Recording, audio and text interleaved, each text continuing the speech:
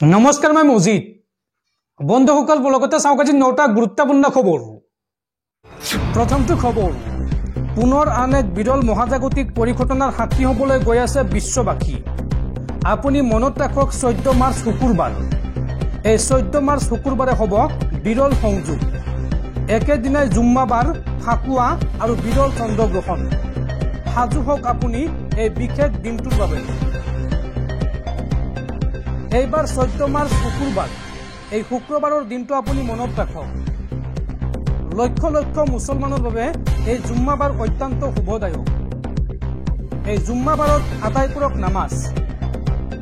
আৰু 14 মাৰ্চতে এইবাৰ হ'ব ফাকুৱা বা হোলী।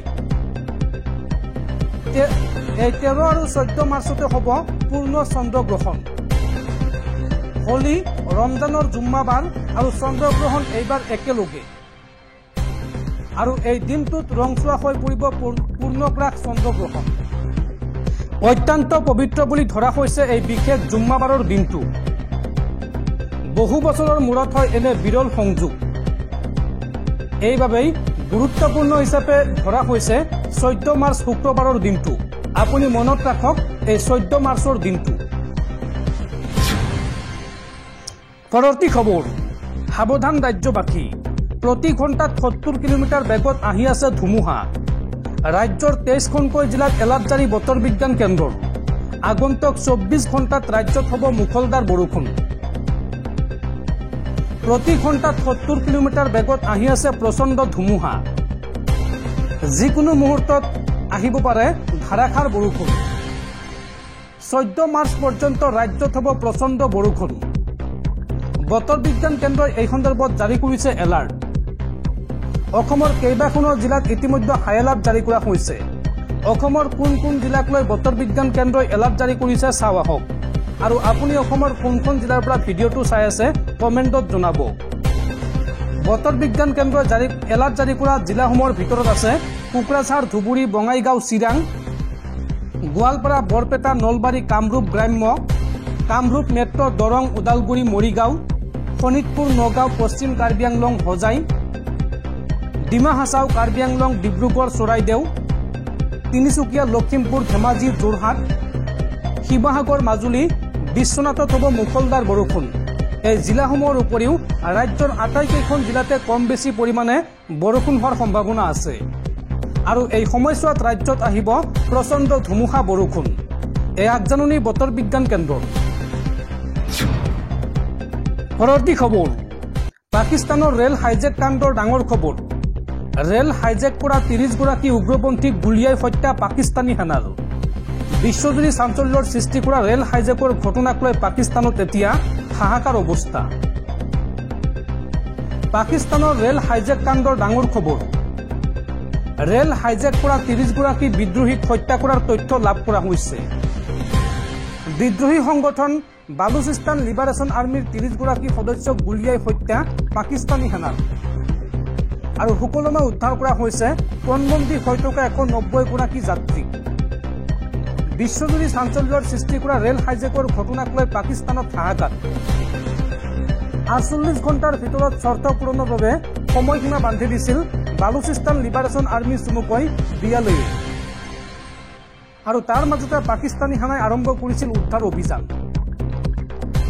আৰু ৰেল হাইজেকক উদ্ধাৰৰ ঘটনাত 30 গৰাকী বিদ্ৰোহীক গুলীয়াই হত্যা কৰাৰ তথ্য লাভ কৰা হৈছে। উল্লেখযোগ্য যে মঙলবাৰে আশ্চৰ্যজনকভাৱে ৰেল হাইজেক কৰিছিল বিদ্ৰোহীয়ে। কুৱেটাৰ পৰা পেছোৱাৰ অভিমুখী ৰেলখন বালুচিস্তানত কৰা হৈছিল হাইজেক। আৰু তাৰ পিছতে হাহাকাৰ লাগিছিল সমগ্ৰ পাকিস্তানত। আৰু এই খবৰ বিয়পি পৰিছিল সমগ্ৰ বিশ্বত। দৰ্শকসকল, আৰু বহুতো গুৰুত্বপূৰ্ণ খবৰ আছে। তাৰ আগতে আপোনাক জনাওঁ যে যদি আপুনি এতিয়ালৈকে এইটো ভিডিঅ'ত লাইক কৰা নাই তেন্তে এতিয়াই ভিডিঅ'টোত লাইক কৰি দিয়ক। আৰু এনেকুৱা ধৰণৰ ভিডিঅ'সমূহ নিতৌ চাবলৈ চেনেলটো ছাবস্ক্ৰাইব কৰি কাষত থকা বেলাইকনটো প্ৰেছ কৰি ৰাখক। পৰৱৰ্তী খবৰ, ভাৰতীয় ৰিজাৰ্ভ বেংকৰ ডাঙৰ ঘোষণা। শীঘ্ৰেই জাৰি কৰিব 100 আৰু 200 টকীয়া নতুন নোট। অৰ্থাৎ ৰিজাৰ্ভ বেংকে নতুনকৈ ছপা কৰিব 100 আৰু 200 টকীয়া নতুন নোট। ভাৰতীয় ৰিজাৰ্ভ বেংকে শীঘ্ৰেই জাৰি কৰিব 100 আৰু 200 টকীয়া নতুন নোট। ভাৰতীয় ৰিজাৰ্ভ বেংকে 100 আৰু 200 টকীয়া নতুন নোট সন্দৰ্ভত বুধবাৰে কৰিলে এই ডাঙৰ ঘোষণা। অৱশ্যে নোটসমূহৰ ডিজাইনৰ কোনো পৰিৱৰ্তন নহ'ব। RBIৰ সূত্ৰই সদৰি কৰা তথ্য অনুসৰি এই নতুন নোটসমূহত গভৰ্ণৰ সঞ্জয় মালহোত্ৰাৰ স্বাক্ষৰ থাকিব।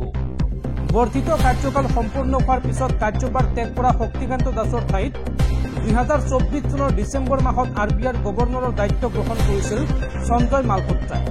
উল্লেখযোগ্য যে এইটো এটা স্বাভাৱিক পদ্ধতি, য'ত প্ৰতিজন নতুন গভৰ্ণৰৰ স্বাক্ষৰ থকা নোট তেওঁৰ নিযুক্তিৰ পিছত জাৰি কৰা হয়।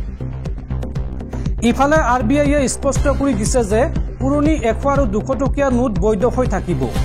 এই নোট কোনো কাৰণতে সলনি কৰা নহ'ব বুলিও জানিবলৈ দিয়ে। এই নোটসমূহ অচিৰেই বেংক আৰু ATMত উপলব্ধ হ'ব বুলিও জানিবলৈ দিয়ে ভাৰতীয় ৰিজাৰ্ভ বেংকৰ কৰ্তৃপক্ষই। পৰৱৰ্তী খবৰ, বিগত 4 বছৰত বিজ্ঞাপনৰ নামত অসম চৰকাৰে ব্যয় কৰিলে 370 কোটি টকা। আৰু ইয়াৰ পৰা মুখ্যমন্ত্ৰীৰ পৰিয়ালৰ সংবাদ প্ৰতিষ্ঠানে কিমান পালে? এই সন্দৰ্ভত বিধানসভাত তথ্য জনালে ৰাজ্যৰ জনসংযোগ মন্ত্ৰী পীযুষ হাজৰিকাই। অসমৰ বিজেপি চৰকাৰে বিগত 4 বছৰত বিজ্ঞাপনৰ বাবে অভিলেখ পৰিমাণৰ ধন খৰচ কৰিছে। ৰাজ্যৰ তথ্য আৰু জনসংযোগ মন্ত্ৰী পীযুষ হাজৰিকাই এই সন্দৰ্ভত বুধবাৰে বিধানসভাত অৱগত কৰে যে বিগত 4টা বিত্তীয় বৰ্ষত মুখ্যমন্ত্ৰী হিমন্ত বিশ্ব শৰ্মাৰ চৰকাৰে বিজ্ঞাপনৰ নামত 370 কোটিৰো অধিক টকা ব্যয় কৰিছে। মন্ত্ৰী পীযুষ হাজৰিকাই এই সন্দৰ্ভত কয় যে 2016 চনৰ পৰা 2021 চনলৈ অসমৰ মুখ্যমন্ত্ৰী হিচাপে থকা সৰ্বানন্দ সোণোৱালৰ নেতৃত্বত ৰাজ্য চৰকাৰে 2016-17 বৰ্ষৰ পৰা 5টা বিত্তীয় বৰ্ষত মুঠ 125.6 কোটি টকা বিজ্ঞাপনৰ নামত ব্যয় কৰিছিল। বিজেপি চৰকাৰৰ কাৰ্যকালত বিজ্ঞাপনৰ নামত ব্যয় ক্ৰমাগতভাৱে বৃদ্ধি পাইছে। 2020-21 চনত সোণোৱাল চৰকাৰে বিজ্ঞাপনৰ বাবে 30.24 কোটি টকা ব্যয় কৰাৰ বিপৰীতে 2021-22 চনত হিমন্ত বিশ্ব শৰ্মাই মুখ্যমন্ত্ৰীৰ দায়িত্ব লোৱাৰ সময়ত এই ব্যয় 72.83 কোটি টকালৈ বৃদ্ধি পাইছিল। আৰু ইয়াৰ পিছতে শৰ্মা চৰকাৰৰ দিনত প্ৰতি বছৰে বিজ্ঞাপনৰ ব্যয় বাঢ়ি গৈ থাকিল। 2022-23 চনত এই ব্যয় 78.85 কোটি আৰু 2023-24 চনত 160.92 কোটি টকালৈ বৃদ্ধি পায়। একেদৰে 2024-25 বিত্তীয় বৰ্ষত এই পৰ্যন্ত বিজ্ঞাপনৰ নামত 59.72 কোটি টকা ব্যয় কৰা হৈছে ৰাজ্য চৰকাৰৰ ৰাজভঁৰালৰ পৰা। তদুপৰি মন্ত্ৰী পীযুষ হাজৰিকাৰ লগতে অৱগত কৰে যে 2015-16 চনত যেতিয়া অসমত তৰুণ গগৈ চৰকাৰ আছিল তেতিয়া বিজ্ঞাপনৰ নামত 18.58 কোটি টকা ব্যয় কৰা হৈছিল। আৰু ইয়াৰ পিছত যেতিয়া বিজেপি চৰকাৰ আহি সৰ্বানন্দ সোণোৱালে মুখ্যমন্ত্ৰীৰ পদ গ্ৰহণ কৰিলে তেতিয়াৰ পিছৰ বছৰতে বিজ্ঞাপনৰ ব্যয় 26.88 কোটি টকালৈ বৃদ্ধি পালে। ইপিনে 2021-22 বৰ্ষৰ পৰা 2024-25 বিত্তীয় বৰ্ষলৈকে এই সময়ছোৱাত মুখ্যমন্ত্ৰী হিমন্ত বিশ্ব শৰ্মাৰ পৰিয়ালৰ মালিকানাধীন সংবাদ প্ৰতিষ্ঠানে প্ৰচুৰ বিজ্ঞাপন লাভ কৰাৰ তথ্য পোহৰলৈ আহিছে। আৰু এই তথ্য অনুসৰি বিগত 4 বছৰত মুখ্যমন্ত্ৰীৰ পৰিয়ালৰ সংবাদ প্ৰতিষ্ঠানৰ ভিতৰত নিয়মীয়া বাৰ্তাই লাভ কৰিছে 14,51,56,818 টকা। নিউজ লাইভে লাভ কৰিছে 3,71,09,230 টকাৰ বিজ্ঞাপন। লগতে নৰ্থ ইষ্ট লাইভে লাভ কৰিছে 1,99,78,344 টকা। ৰামধেনুৱে লাভ কৰিছে 79,69,011 টকা। আৰু ৰং চেনেলে 1,38,334 টকাৰ বিজ্ঞাপন লাভ কৰিছে। মুঠতে তেওঁলোকে অৰ্থাৎ মুখ্যমন্ত্ৰীৰ পৰিয়ালে বা মুখ্যমন্ত্ৰীৰ পৰিয়ালৰ চেনেলে বিজ্ঞাপনৰ বাবদ লাভ কৰিছে 21,90,13,739 টকা। পৰৱৰ্তী খবৰ, শিক্ষামন্ত্ৰী ৰণোজ পেগুৰ বৃহৎ ঘোষণা। ৰঙালী বিহুৰ পূৰ্বে সন্মিলনীৰ উপস্থিতিত বিতৰণ কৰিব প্ৰধান শিক্ষকৰ নিযুক্তি পত্ৰ আৰু 5ম শ্ৰেণীলৈকে যোগানৰ ব্যৱস্থা কৰিব অধ্যাসন বহিল। আৰু লগতে ঠিকাভিত্তিক শিক্ষকে লাভ কৰিব সংশোধিত সাময়িক পদোন্নতি। অসম ৰাজ্যিক প্ৰাথমিক শিক্ষক সন্মিলনীৰ সৈতে হোৱা বৈঠকত এই বৃহৎ ঘোষণা কৰিছে ৰাজ্যৰ শিক্ষামন্ত্ৰী ডাঃ ৰণোজ পেগুৱে। পৰৱৰ্তী খবৰ, এয়াৰটেলৰ পিছত এইবাৰ জিঅ'ৰ সৈতে চুক্তিত স্বাক্ষৰ কৰিলে ইলন মাস্কৰ সংস্থা স্পেচ এক্সে। ভাৰতলৈ শীঘ্ৰে আহিব ইলন মাস্কৰ সংস্থা ষ্টাৰলিংক। আৰু ষ্টাৰলিংক ইণ্টাৰনেটে এয়াৰটেল আৰু জিঅ'ৰ জৰিয়তে দেশবাসীক দিব দ্ৰুত ইণ্টাৰনেট সেৱা। দেশবাসীয়ে শীঘ্ৰে লাভ কৰিব ৰকেটৰ গতিত ইণ্টাৰনেট। পৰৱৰ্তী খবৰ, ৰাজ্যত পুনৰ উৎকোচ কাণ্ড। এইবাৰ উৎকোচ লৈ গ্ৰেপ্তাৰ হ'ল এগৰাকী শিক্ষক আৰু এগৰাকী শিক্ষা বিষয়া। 10,000 টকা উৎকোচ লোৱাৰ সময়তে দুৰ্নীতি নিবাৰক শাখাৰ হাতত হাতেলোতে গ্ৰেপ্তাৰ হ'ল এই দুইগৰাকী বিষয়া। আৰক্ষীৰ জালত পৰিছে শিক্ষক দেৱজিৎ শইকীয়া আৰু শিক্ষা বিষয়া পদ্মেশ্বৰ শইকীয়া। নাৰায়ণপুৰ খণ্ড প্ৰাথমিক শিক্ষা বিষয়াৰ কাৰ্যালয়ত দুৰ্নীতি নিবাৰকৰ অভিযান আৰু 10,000 টকা উৎকোচ লোৱাৰ অভিযোগত 2জনকে গ্ৰেপ্তাৰ কৰে দুৰ্নীতি নিবাৰক শাখাই। পৰৱৰ্তী খবৰ, পুনৰ কংগ্ৰেছলৈ উভতি আহিব ৰমেন চন্দ্ৰ বৰঠাকুৰ। উত্তৰাখণ্ডত জ্যেষ্ঠ কংগ্ৰেছ নেতা হৰীশ ৰাৱতক সাক্ষাৎ বৰঠাকুৰৰ। কংগ্ৰেছ নেতা ৰাহুল গান্ধীৰ নিৰ্দেশত সাক্ষাৎ কৰে এই দুয়োগৰাকী নেতাই। উল্লেখযোগ্য যে বৰ্তমান অসম প্ৰদেশ তৃণমূল কংগ্ৰেছৰ সভাপতিৰ দায়িত্বত আছে ৰমেন চন্দ্ৰ বৰঠাকুৰ আৰু চেণ্ট্ৰেল গুৱাহাটী সমষ্টিৰ প্ৰাৰ্থিত্বৰ দাবীদাৰ ৰমেন চন্দ্ৰ বৰঠাকুৰ। পৰৱৰ্তী খবৰ, ৰাজ্যৰ লাখ লাখ যান বাহনৰ গৰাকীলৈ জৰুৰী খবৰ। যদি আপোনাৰ ঘৰত পুৰণি যান বাহন আছে তেন্তে আপুনি এই খবৰটো অত্যন্ত মনোযোগেৰে চাওক, কিয়নো পৰিবহণ বিভাগে দিছে কঠোৰ নিৰ্দেশনা। 31 মাৰ্চৰ ভিতৰত আপুনি কৰিব লাগিব এটা বিশেষ কাম, অন্যথা বিপদত পৰিব আপুনি। কি কাম কৰিব লাগিব, কেনেকৈ কৰিব আৰু আপুনি কি সুবিধা লাভ কৰিব, চাওঁ আহক। আপোনাৰো আছে নেকি চলাচলৰ অনুপযোগী কোনো বাহন? যান বাহনৰ গৰাকীৰ বাবে আহিছে এক ডাঙৰ খবৰ।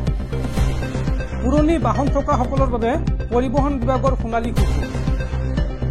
এইটো গুৰুত্বপূৰ্ণ কামৰ বাবে আপোনাৰ হাতত আছে মাত্ৰ কেইটামান দিন। চলাচলৰ অনুপযোগী বাহনখন দি নতুন বাহন কিনিলে আপুনি পাব বিশেষ সুবিধা।